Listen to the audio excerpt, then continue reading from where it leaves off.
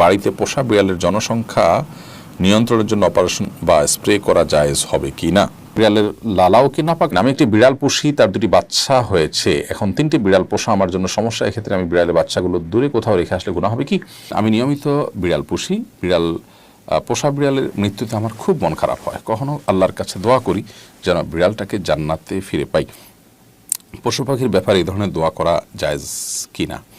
বিদেশি বিড়ালের বাচ্চা পালনের জন্য ক্রয় বিক্রয় করা জায়েজ আছে কিনা? স্বামী অক্ষম হলে স্ত্রীর করণীয় কি? চিকিৎসার পরও স্বামী সুস্থ হয়নি, পরামর্শ কাম্য।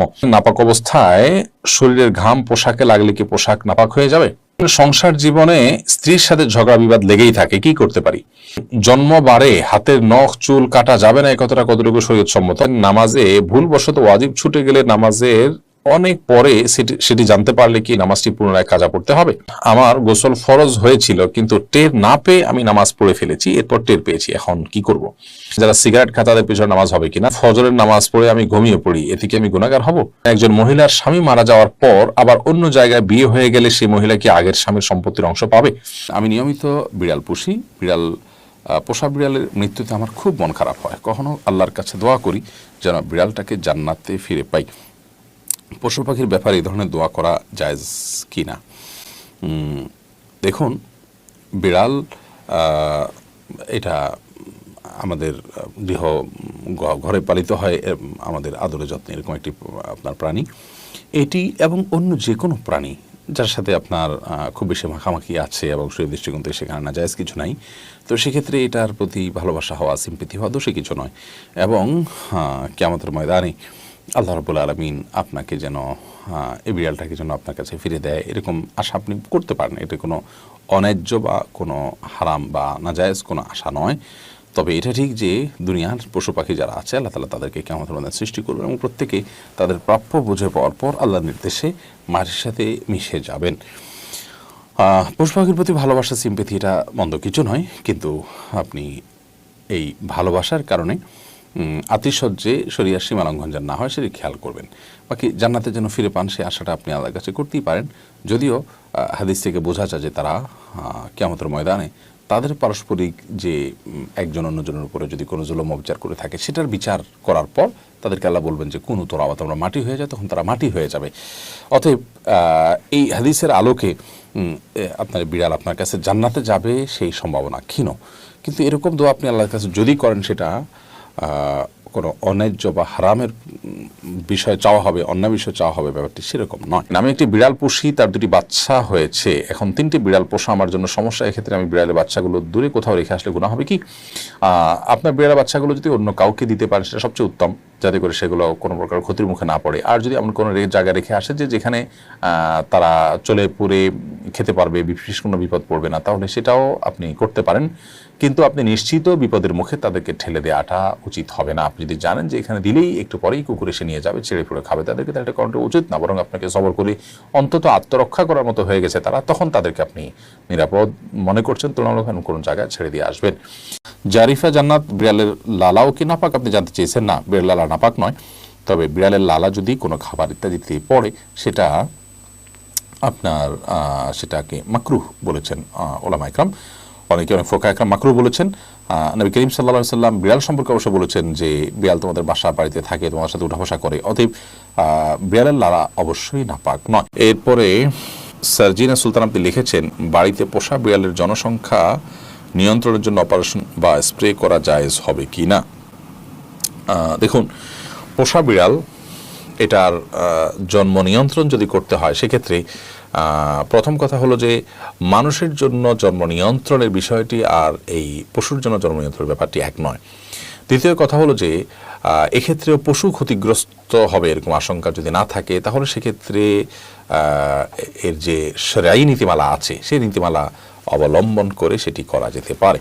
জাবেদ আহমেদ আপনি লিখেছেন, বিদেশি বিড়ালের বাচ্চা পালনের জন্য ক্রয় বিক্রয় করা জায়েজ আছে কিনা? হাদিসে বিড়াল বিক্রি এবং কেনা বেচা করা এর ব্যাপারে নিষেধাজ্ঞা আছে, তবে সেই নিষেধাজ্ঞাটাকে কোনো ফকিহ বা কোনো ইমামই হারাম পর্যায়ে বলেন, সেটাকে মাকরুহ পর্যায়ে বলেছেন। অবশ্য অনেক ইমামগণ বলেছেন যে অনেক হাদিস বিশারদগণ, হাদিস বেত্তাগণ, হাদিস ব্যাখ্যাতাগণ বলেছেন যে নবী সাল্লাল্লাহু আলাইহি ওয়াসাল্লাম যে বিড়াল কেনাবেচা করতে নিষেধ করেছেন, এর কারণ হলো যে বিড়ালের মতো একটা সাধারণ জিনিস, এখানে কোনো মানুষের শ্রম, মেধা, অর্থ কিছু ব্যয় হয় না, এটা আবার কেনাবেচা কেন করতে হবে? এটা যদি কারোর অতিরিক্ত থাকে কেউ কাউকে দিয়ে দিবে, এই তুচ্ছ জিনিস কেনাবেচা করাটাকে তিনি অপছন্দ করেছেন। জাস্ট বিষয়টা এই পর্যায়ে, এর বেশি কিছু নয়। তবে আজকাল যে বিদেশি বিড়াল বা উন্নত জাতের বিড়াল পাওয়া যায়, এই বিড়ালগুলো সাধারণত চাষ করতে হয় খামারে, এগুলোর পিছনে অনেক অর্থ ব্যয় করতে হয়, এগুলো চিকিৎসা করতে হয়, টিকা দিতে হয়, নিয়মিত সেগুলোর খাবার সরবরাহ করতে হয়, নানান উদ্যোগ যেহেতু সেখানে ব্যয় করতে হয়, তবে এই বিড়ালগুলো তার আওতায় পড়ে না। অর্থাৎ এখানে যেহেতু ইনভেস্টের ব্যাপার আছে আর বিড়াল পালন করা বেশ যেহেতু জায়েজ আছে, অতএব এগুলো কেনাবেচা করা জায়েজ আছে। এই মতটি অধিকতর আমার কাছে যুক্তিসঙ্গত মনে হয় এবং অধিকতর এটা আপনার দলিল সমৃদ্ধ আমার কাছে মনে হয়। যদিও কোনো কোনো ওলামা ইকরাম ধারাবাহিকভাবে হাদিস যেহেতু নিষেধাজ্ঞা আছে সেজন্য সব ধরনের বিড়াল কেনাবেচাকে মাকরুহ বলেছেন, কিন্তু আবারও বলছি এটা কি হারাম কোনো প্রসিদ্ধ আলেম বা ইমাম বলেননি। বিদায় বিদেশি বিড়াল কেনাবেচা করলে আপনার এর কারণে বড় কোনো গুনাহ হবে ব্যাপারটা সেরকম নয়। এরপর স্বামীমারা বেগম আপনি লিখেছেন, পাসপোর্টের জন্য কি নেকাব ছাড়া ছবি তোলা যাবে এবং ইনকোয়ারিতে আসলে পুলিশকে কি টাকা দেওয়া জায়েজ হবে? পাসপোর্ট যেহেতু আমাদের একান্ত প্রয়োজনীয় একটি কাজ, আইডেন্টিটি এবং আমাদের হজ উমরা সহ বাইরে সফরের জন্য প্রয়োজন হয়, সেজন্য আপনি নেকাব ছাড়া যদি ছবি তুলতে হয় একান্ত, অবশ্যই আপনি ছবি তুলতে পারবেন, জায়েজ হবে। আর পুলিশ ইনকোয়ারিতে আসলে তাকে ঘুষ দেওয়া জায়েজ হবে না যদি ইনকোয়ারি ছাড়া আপনার কাজটা হওয়ার ন্যূনতম কোনো সম্ভাবনা থাকে। আর যদি এরকম হয় যে না, এটা ছাড়া আমার কাজটা হওয়ার কোনো সম্ভাবনাই নেই, তখন আপনি নিরুপায় হিসাবে ঘুষ দিলে ইনশাআল্লাহ আপনার গুনাহ হবে না। শাহিনুর ইসলাম সোনিয়া আপনি লিখেছেন, স্বামী অক্ষম হলে স্ত্রীর করণীয় কি? চিকিৎসার পরও স্বামী সুস্থ হয়নি, পরামর্শ কাম্য। স্বামী অক্ষম, এই অক্ষমতার ডেফিনেশন কি, তিনি কতটা অক্ষম, এবং চিকিৎসা হওয়ার পরও তিনি সুস্থ হন নাই, কি ধরনের চিকিৎসা হয়েছে, তার আন্তরিকতা ছিল কিনা, এটা কি প্রকৃত অর্থেই অক্ষমতার সংজ্ঞায় পড়ে কিনা, নাকি স্বামী স্ত্রী নিজেদের মধ্যে ভুল বুঝাবুঝি হলে শুধুমাত্র একজন অন্যজন থেকে নিষ্কৃতি পাওয়ার জন্য এটা একটা উসিলা মাত্র, বাহানা মাত্র, অথবা আপনার এখানে অন্য কোনো ফাঁক ফোকর আদৌ আছে কিনা, এই বিষয়গুলো দেখতে হবে। যদি এমন হয় যে স্বামী স্ত্রীর জৈবিক প্রয়োজন পূরণ করতে একেবারেই অক্ষম, চিকিৎসার পরও সেটা তার মধ্যে সে সমস্যা তার দূর না হয়, তাহলে সেক্ষেত্রে স্ত্রী বিচ্ছেদের উদ্যোগ গ্রহণ করতে পারেন। স্বামী যদি বিচ্ছেদ না দেন, স্বামী যদি তালাক না দেন, তাহলে সেক্ষেত্রে আদালতের মাধ্যমেও বিচ্ছেদের উদ্যোগ নিতে পারেন, সামাজিকভাবেও বিচ্ছেদের উদ্যোগ আলেম ওলামাদের মাধ্যমে, স্থানীয় মুরব্বিদের মাধ্যমে উদ্যোগ নিতে পারেন, তাকে প্রেসার দিতে পারেন, অর্থাৎ সে অধিকার তার আছে। ইসলাম বলে না যে একজন স্বামী অক্ষম হওয়ার পরও নারী সারা জীবন তার ঘর করে যেতে হবে, তবে প্রকৃত অবস্থা কি সেটা নিরূপণ নিজেরটা নিজে না করে অন্যদের সহযোগিতা নিয়ে, বিচক্ষণ বিদগ্ধ মানুষগুলোর সহযোগিতা নিয়ে সিদ্ধান্তে আসতে পারলে সেটা অবশ্যই ভালো। শাহরিয়ার রহিম লিখেছেন, নাপাক অবস্থায় শরীরের ঘাম পোশাকে লাগলে কি পোশাক নাপাক হয়ে যাবে? নাপাক অবস্থায় যদি শরীরের ঘাম পোশাকে লাগে তাহলে সেই পোশাক নাপাক হবে না, কারণ মানুষ যখন গোসল ফরজ হওয়ার কারণে নাপাক হন কিংবা ছোট নাপাকও হন, তখন তার ঘামও নাপাক হয়ে যায় না, যার কারণে এই ঘামগুলো শরীরে, পোশাকে কোনো জায়গায় লাগলে সেই জায়গাগুলো নাপাক হবে না। সোহেল রানা আপনি লিখেছেন, জন্মবারে হাতের নখ চুল কাটা যাবে না, এই কথাটা কতটুকু শরীয়ত সম্মত? নিছক কি কুসংস্কার, এর কোনো ভিত্তি শরীয়তে নেই। যে বারে জন্মগ্রহণ করেছে ওই বারে চুল কাটা যাবে না, এটা কোনো ভিত্তি নেই। যে কোনো দিনই চুল বা নখ কাটা যেতে পারে। এমডি ইরফান মোহিত আপনি লিখেছেন, নামাজে ভুলবশত ওয়াজিব ছুটে গেলে নামাজের অনেক পরে সেটি জানতে পারলে কি নামাজটি পুনরায় কাজা পড়তে হবে? নামাজে ভুলবশত ওয়াজিব যদি ছুটে যায় তাহলে নামাজের অনেক পরে আপনি সেটি জানতে পারলেন, তাহলে অবশ্যই সেটিকে আপনি কাজা করবেন, কারণ হলো ওয়াজিব ছুটে গেলে সে নামাজটা অপূর্ণ থেকে যায়, বিধায় পরবর্তীতে মনে হলে আপনি সেই নামাজটি আবার পড়ে দিবেন। আর নামাজের মধ্যেই যদি মনে হয় তাহলে সিজদা সাহু দিলেই আপনি দায়মুক্ত হয়ে যাবেন, বাট নামাজ শেষ করার পরে মনে হলে সে নামাজটা আবার পড়ে দিতে হবে, অর্থাৎ ওটা কাজা করাটা ওয়াজিব থাকে তখন। আব্দুল্লাহ সোহাগ লিখেছেন, ফজরের নামাজ পড়ে আমি ঘুমিয়ে পড়ি, এতে কি আমি গুনাহগার হব? ফজরের সালাত আদায় করার পর যদি আপনি ঘুমিয়ে পড়েন তো এতে আপনার বড় কোনো গুনাহ হবে না, কারণ এতে কোনো হারাম কাজ আপনি করছেন না, কিন্তু একটা অনুত্তম কাজ করছেন। গুনাহ শব্দের অর্থ ক্ষতি, সে অর্থে ক্ষতি তো হবেই, কিন্তু ক্ষতিটা ওরকম বড় ক্ষতি, মোটা দায় ক্ষতি কোনো কবিরা গুনাহ নয়। যদি এমন হয় যে আপনি রাতে ডিউটি করেছেন, রাতে গভীর রাতে আপনাকে ঘুমাতে হয়েছে কোনো কারণে, বাধ্য হয়ে আপনি সকালে ঘুমিয়েছেন, তাহলে সেক্ষেত্রে ইনশাআল্লাহ কোনো প্রকার গুনাহই হবে না, কারণ এটা শরীয়ত নিষিদ্ধ কোনো কাজ আপনি করেছেন ব্যাপারটা সেরকম না। অনেক ফুকাহা একরাম এটাকে নিষেধ করেছেন, এটা স্বাস্থ্যের জন্য ক্ষতিকর। নবী সাল্লাল্লাহু আলাইহি ওয়াসাল্লাম এই টাইমে তাসবিহ তিলাওয়াত করতে পছন্দ করতেন। আল্লাহ কোরআনে কারিমে বিভিন্ন জায়গায় বলেছেন ওয়াসাব্বিহু বুকরাতা ওয়া আসীলা, এই জাতীয় কথা আল্লাহ তাআলা বলেছেন। সেখান থেকে বোঝা যায় যে সকাল এবং সন্ধ্যার সময়গুলো ইবাদতের সময়, জিকির আজকারের সময়, তাসবিহ তিলাওয়াতের সময়, এই সময়টা ঘুমের সময় নয়, বিধায় এগুলো থেকে আমাদের বেঁচে থাকা দরকার। এরপরে আতিকা সাফরিন এডি থেকে আপনি লিখেছেন, একজন মহিলার স্বামী মারা যাওয়ার পর আবার অন্য জায়গায় বিয়ে হয়ে গেলে সেই মহিলা কি আগের স্বামীর সম্পত্তির অংশ পাবে? কোন নারী যদি কোনো জায়গায় বিয়ে হয়, এরপরে যদি স্বামী মারা যান তখন যদি তার স্ত্রী থাকেন, তাহলে সেক্ষেত্রে তিনি অবশ্যই সম্পত্তির ভাগ পাবেন। কিন্তু স্বামী মারা যাওয়ার আগেই যদি তিনি বিবাহ বিচ্ছেদ হয়ে অন্যত্র বিয়ে করেন, তাহলে সেক্ষেত্রে আর আগের স্বামীর সম্পত্তি থেকে কোনো ভাগ তিনি পাবেন না। তাহলে দেখতে হবে যে স্বামী মারা যাওয়ার সময় তিনি ওই স্বামীর স্ত্রী ছিলেন কিনা। যদি স্ত্রী থেকে থাকেন ওই অবস্থায়, তাহলে স্বামী মারা গেলে অবশ্যই সে স্বামীর সম্পত্তিতে স্ত্রীর ভাগ থাকবে, তবে সেটি ভ্যারি করবে। যদি সন্তান থাকে তাহলে ভাগটা একরকম হবে, আর সন্তান না থাকলে ভাগটা আরেক রকম হবে। সন্তান থাকলে কিছুটা কম পাবেন, আর সন্তান না থাকলে সেক্ষেত্রে কিছুটা বেশি পাবেন মৃত ব্যক্তির। খায়রুল ইসলাম লিটন আপনি লিখেছেন, আমার গোসল ফরজ হয়েছিল কিন্তু টের না পেয়ে আমি নামাজ পড়ে ফেলেছি, এরপর টের পেয়েছি, এখন কি করব? দেখুন, গোসল ফরজ হয়ে যাওয়ার পর আপনি টের পাননি, নামাজ পড়ে ফেলেছেন, পরে যখন আপনি নিশ্চিত হয়েছেন যে আপনার গোসল ফরজ হয়েছিল, আপনি এখন পুনরায় গোসল করে নামাজটা কাজা করবেন।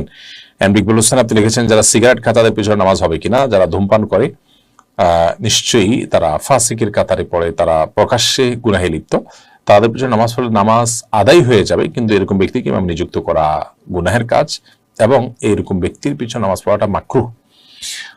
তবে নামাজ আদায় হয়ে যাবে, মাকরুর সাথে আদায় হয়ে যাবে, অর্থাৎ ত্রুটিপূর্ণভাবে আদায় হয়ে যাবে। যদি বিকল্প কোনো ভালো লোক না থাকে এবং জামাত মিস হওয়া ছাড়া আর কোনো অপশন না থাকে, তাহলে সেক্ষেত্রে এই ব্যক্তির পিছনে নামাজ পড়লে নামাজ আদায় হয়ে যাবে, ইনশাআল্লাহ কোনো অসুবিধা হবে না। কারণ সেই ক্ষেত্রে এটা আপনি অনেকটা নিরুপায়।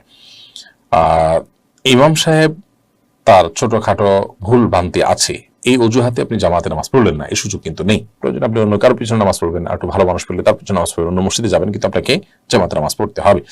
এরপর প্রশ্ন করেছেন এমডি মান্নান, আপনি লিখেছেন, সংসার জীবনে স্ত্রীর সাথে ঝগড়া বিবাদ লেগেই থাকে, কি করতে পারি? দেখুন, দাম্পত্য কলহগুলো সৃষ্টি হয় সবর এবং শুকর না থাকবার কারণে। এটি হলো প্রধান এবং মৌলিক কারণ। স্বামী বলুন, স্ত্রী বলুন, যার মধ্যে সমস্যা থাকুক না কেন, সমস্যা এই দুটির কোনো একটি, হয় সবর নেই আর না হলে শুকর নেই। এছাড়া আরো কারণ থাকতে পারে, কিন্তু এটি মৌলিক কারণ।